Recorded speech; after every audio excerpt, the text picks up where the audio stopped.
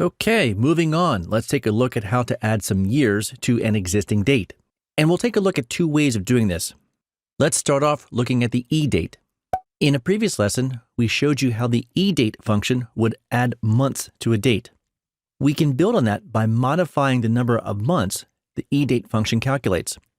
So by way of example, here we have some test dates and we want to know when 3 years from that date's going to be. We can go up here and type out equal EDATE, open parentheses, click on our year, type a comma, and here we have two choices.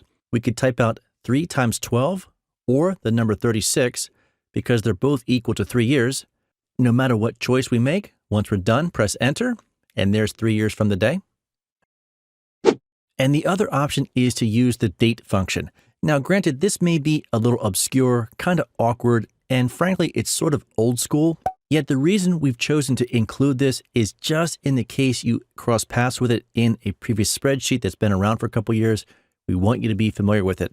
Let's take a look. The way the date function officially works is you feed it a year, a month, and a date, and it will combine all three of those to create a valid date, which admittedly is kind of weird.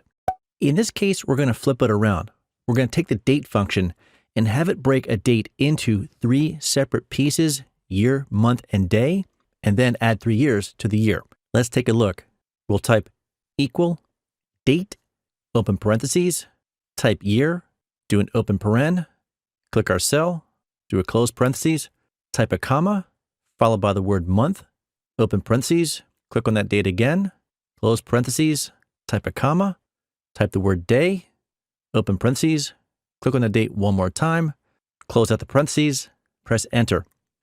Now, if we got this right, we should see the exact same date.